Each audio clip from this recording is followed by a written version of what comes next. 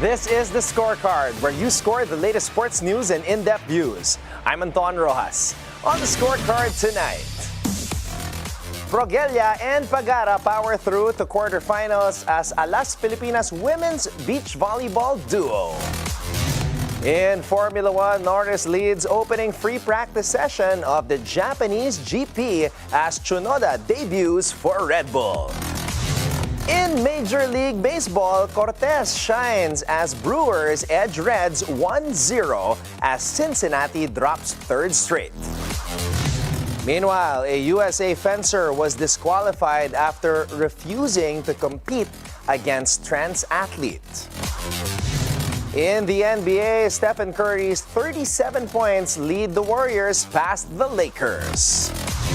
While Giannis Antetokounmpo's monster 35-20-17 night powers the Bucks past the 76ers.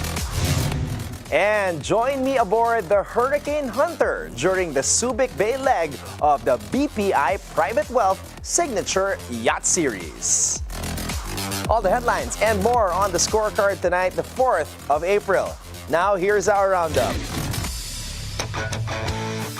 Khy Progella and Sofia Pagara continued their dominance on home soil with a thrilling victory over China's Yan and Zhu, securing their spot in the quarterfinals of the Rebisco Asian Volleyball Confederation AVC Beach Tour New Valley Open 2025.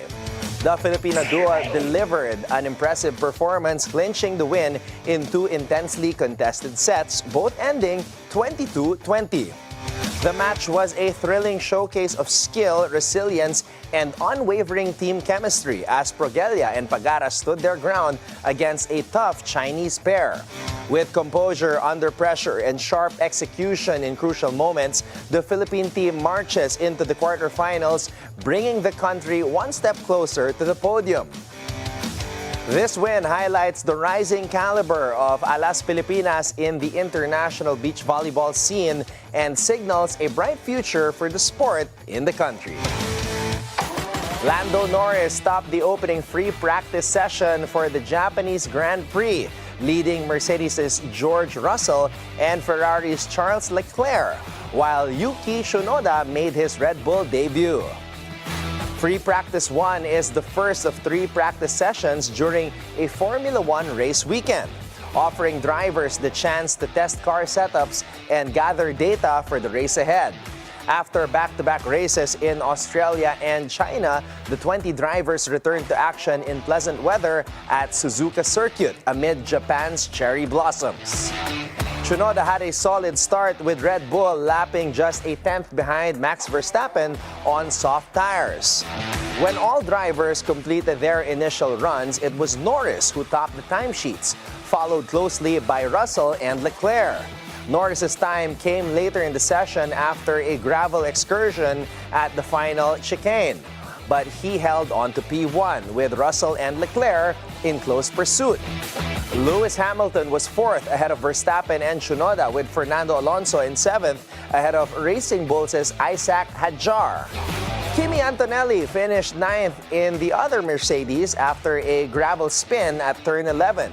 Williams' Sainz and Albon were 10th and 11th, with Alpine's Ryo Hirakawa in 12th. Liam Lawson, back with Racing Bulls, finished 13th, followed by Gasly and Piastri. Stroll was 16th in his Aston Martin, with Hülkenberg, Biermann, Ocon, and Bortoleto completing the field. The drivers and teams will now prepare for Friday's second free practice session at 1500 local time. Nestor Cortes bounced back strongly after a tough debut with the Milwaukee Brewers, limiting the Cincinnati Reds to just one hit over 6 innings in a 1-0 victory. The Reds suffered their third consecutive 1-0 loss, having fallen by the same margin to the Texas Rangers in the past 2 games. Cincinnati is the first team since the Philadelphia Phillies in May 1960 to lose 3 straight games by a 1-0 score, a rare occurrence that's happened only 6 times in MLB history, with 4 occurring between 1908 and 1917. Cortes, who struggled in his first start after giving up homers on his first 3 pitches against the New York Yankees, dominated Cincinnati with 6 strikeouts and 2 walks. The only hit he gave up was a 1-out double by Jose Trevino in the 3rd inning. Joel Payams cleaned up in the 9th, retiring the side in order to pick up his first career save. Cincinnati starter Nick Lodolo pitched 6 2/3 innings, allowing 1 unearned run and 4 hits. Lodolo kept the Brewers hitless through the first 3 innings, but a fielding error in the 4th set up a 2-out single from Sal Frelick, who scored Jackson Churro for the game's only run. Days after Stephanie Turner took a knee and removed her mask in protest before her scheduled match with Redmond Sullivan, a transgender athlete, prompting her immediate removal from the tournament, tennis legend Martina Navratilova weighed in on the incident. The 9-time Wimbledon singles titleist slammed USA fencing for the black card Turner received for refusing to compete. In an online post, Navratilova said that this is what happens when women stand up. Shame on USA Fencing. USA Fencing's current policy on transgender and non-binary participation, implemented in 2023, focuses on accessibility and fairness based on available research, stating that they recognize that the conversation around the inclusion in sports continues to evolve. The organization added that they are open to updating their policies as new evidence and guidance emerge. USA Fencing clarified that all athletes are expected to follow the guidelines set by the International Fencing Federation, which do not allow competitors to refuse bouts based on personal beliefs. In the NBA, Stephen Curry fired 37 points and Brandon Podziemski added 28, including a career high 8 3-pointers as the Golden State Warriors topped the Los Angeles Lakers 123-116. Jonathan Kuminga chipped in 18 points, while Jimmy Butler III scored 7 of his 11 in the final quarter. Golden State is now 20-4 since Butler joined the team in February. For the Lakers, LeBron James tallied 33 points and Austin Reeves posted 31 with a career-high 9 3-pointers, but Los Angeles dropped to 3-5 since March 20.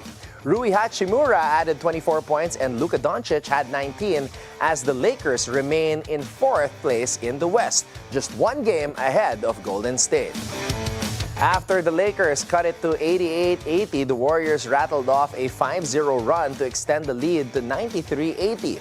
Golden State reached 100 points at the 8-minute and 16-second mark, with Butler's turnaround jumper putting them ahead 187. Reeves hit a 3-pointer to close it to 105-98 with 5:23 left, and Doncic made it 105-100. Capping an 11-2 run, but Curry and James exchanged 3-pointers and Podziemski's 3 with 1:32 left sealed the win for the Warriors at 117-107. The Lakers had a chance to close it to 2 points with 20 seconds left, but Dorian Finney-Smith missed a 3-pointer. The Warriors led 60-47 at the half thanks to Podziemski's bizarre 34-foot 3-pointer at the halftime buzzer. He had 6 3-pointers in the first half, while Curry posted 12.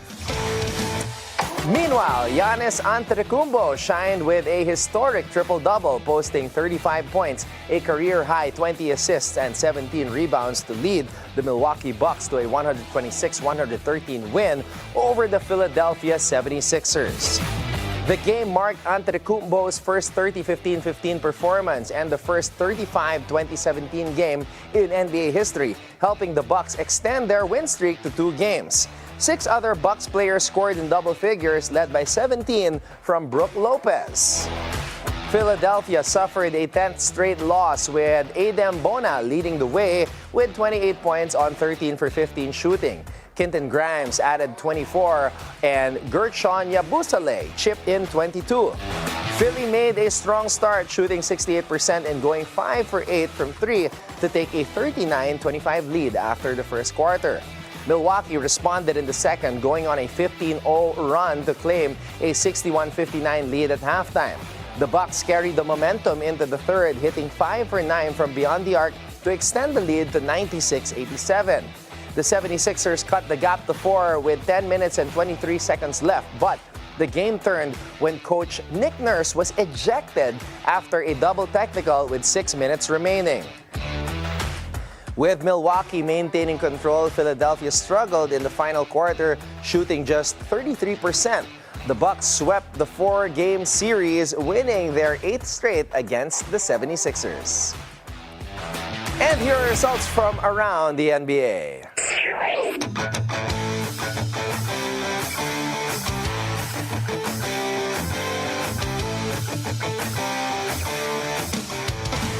And here's your daily dose of sports lingo. Ever seen a surfer tiptoe on the nose of their board? It's called the hang 10 move.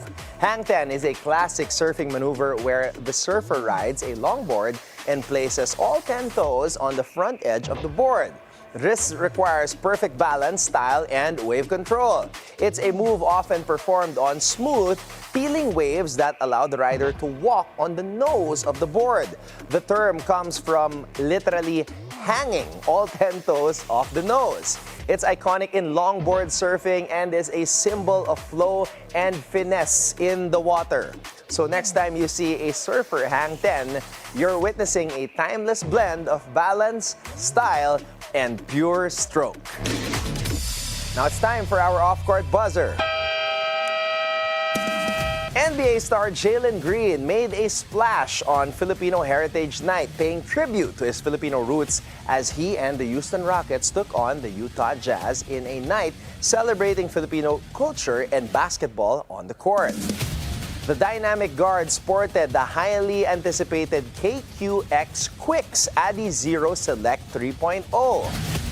A limited Filipino collaboration between Filipino basketball icon Kevin Kiambao, who plays for the Goyang Sono Sky Gunners, and world-famous artist Quicks.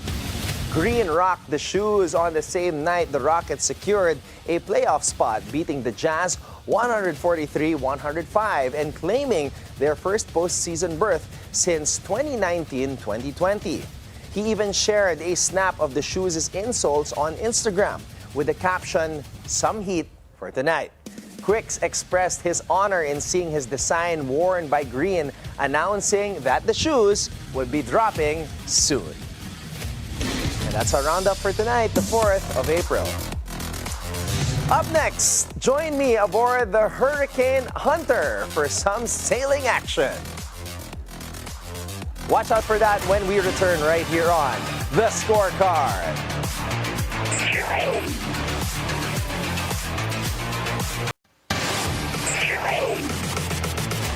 Welcome back to The Scorecard. The BPI Private Wealth Signature Yacht Series is considered as the premier sailing competition in the country.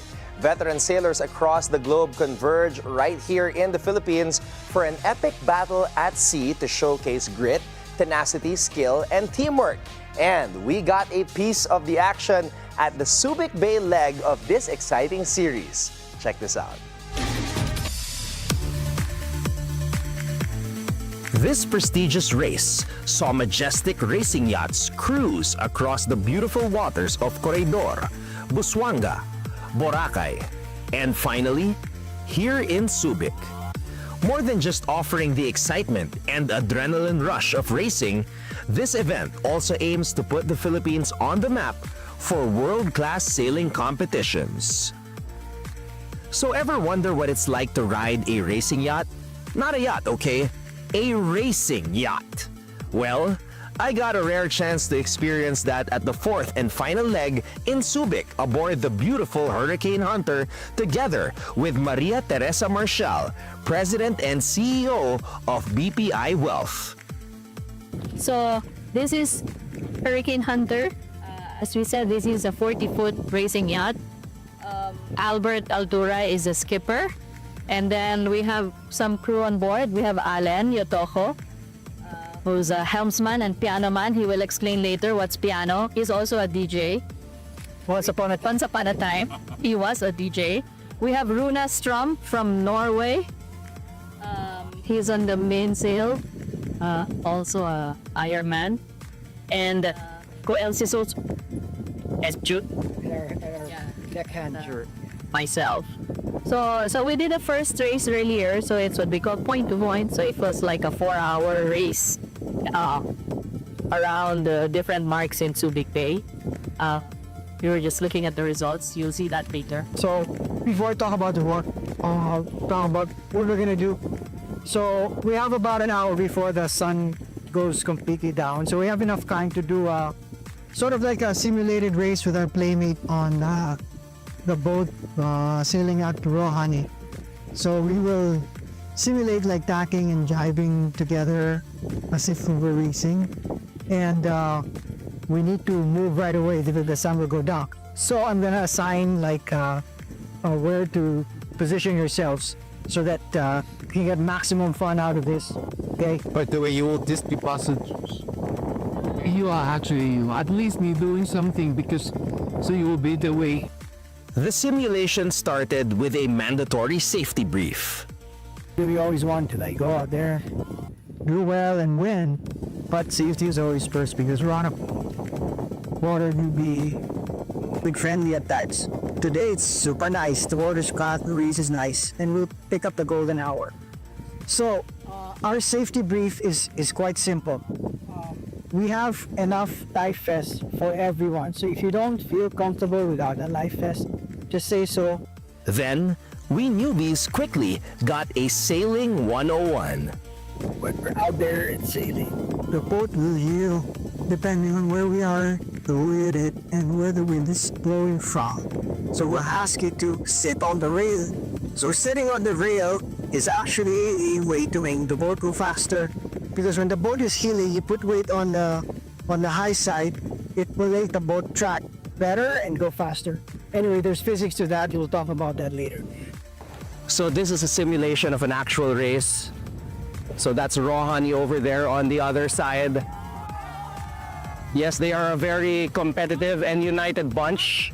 And it's very important that every person on the racing yacht is on one page and ready to listen. Yes. I say Hurricane Hunter. Okay. All right. Laban! Woo! Yeah! Laban! Laban! Hurricane Hunter, Laban! Okay, the right now they are in a situation that they are giving us super. Do you know that they want to come now?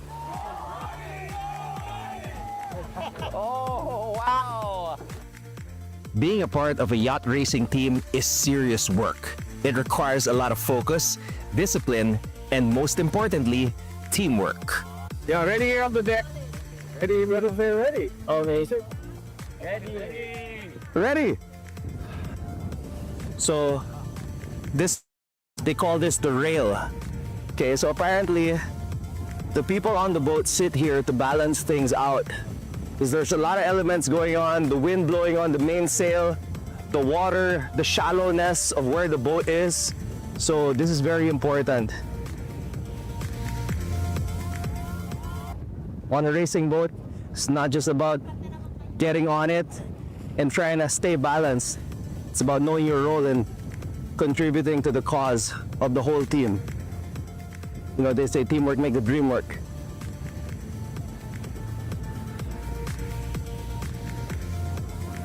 It has been one exhilarating day here in the waters of Subic Bay aboard the Hurricane Hunter. And it has been a real pleasure to witness the world-class sailing skills of the captain and crew. Ma'am Tere Marshall further explains the noble advocacy that sets them sailing every year. Part of our mission is also to, aside from helping grow the sailing community, we're also partnering with WWF Philippines, and that's to help awareness on marine conservation. After all, sailors love the sea and we like to protect what we love. So it's been a great season, and we look forward to the third season of the BPI Private Wealth Signature Yacht Race Series. Thanks, Anton, for joining us. Thank you for having us. You're now part of Hurricane Hunter. Thank you. It's an honor. Thank you so much. This is an experience of a lifetime. Now, a lot of people say something about the sea especially when they watch videos. Sinasabi nila na the sea is very terrifying because when you're out there, there's like a vast array of elements, creatures, and anything can happen. So what is your assessment throughout all your years of sailing through the seas?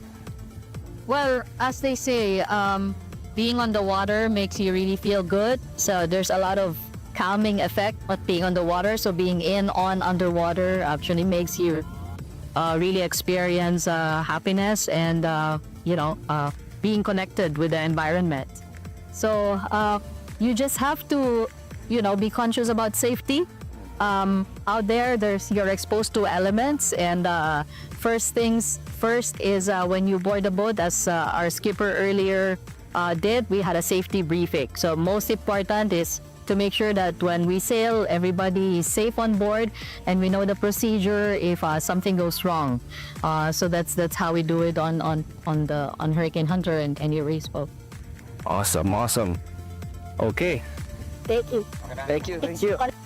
It was a fulfilling end to Season 2 of the BPI Private Wealth Signature Yacht Race Series Subic Bay. And here are the list of those who triumphed at sea.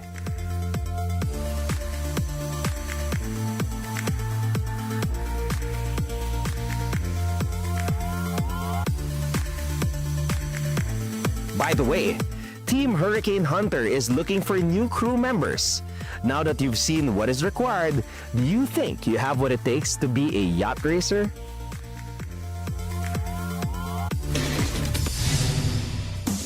Up next, NBA fans will break down that Boston-Miami game a couple of days ago. So you can keep your eyes on the prize.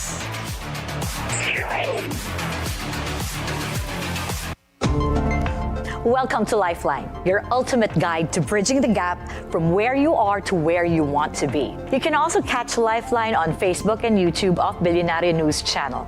I'm your host, Karel Herrera, and in every episode we sit down with experts and individuals who faced challenges, embraced change, and discovered what it takes to move forward. Let us all find out right here on Lifeline.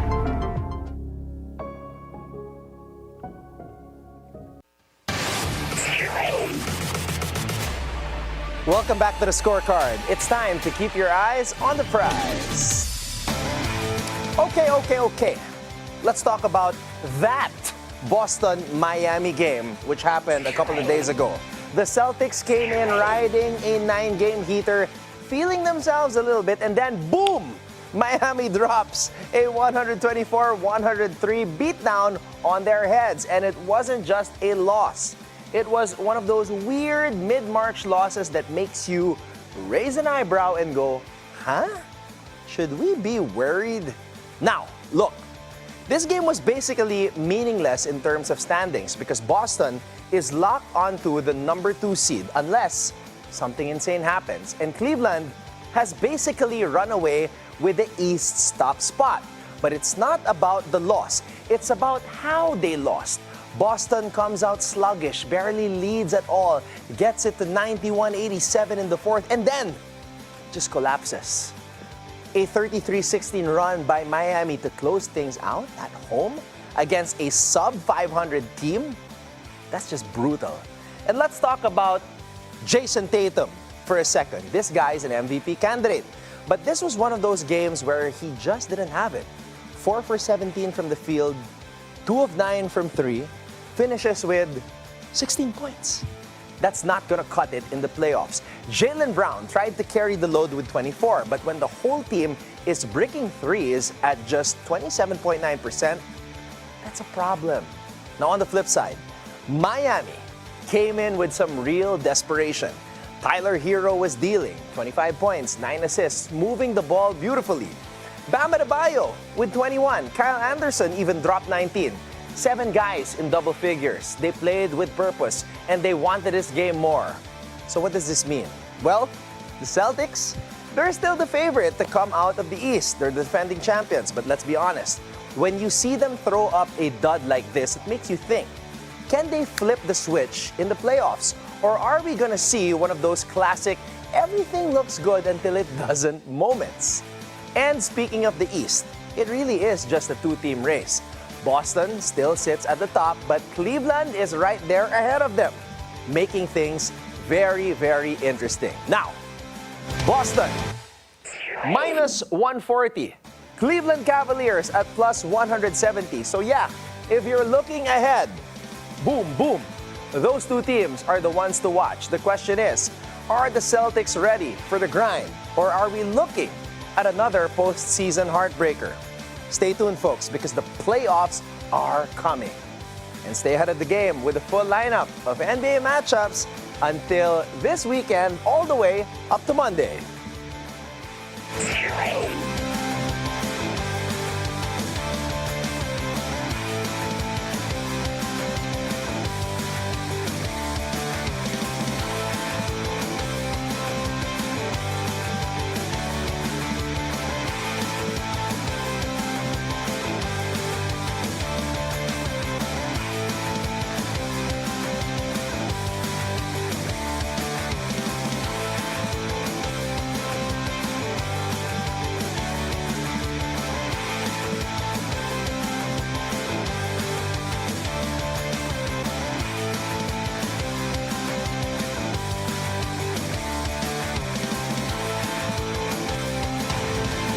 And that wraps up tonight's preview, so you can keep your eyes on the prize. Before we go, think on this. From a basketball Hall of Famer who continues to be one of the most influential figures in basketball today, Shaq Daddy, Shaquille O'Neal once said, "I really get motivated when I have doubters." Only Shaq. That's Shaq. And with that, thank you for joining us tonight. We'll see you next week on The Scorecard, where sports is our business and business is our sport right here on the Billionaire News Channel. This has been Anton Roxas. Have a blessed evening, everybody, and happy weekend.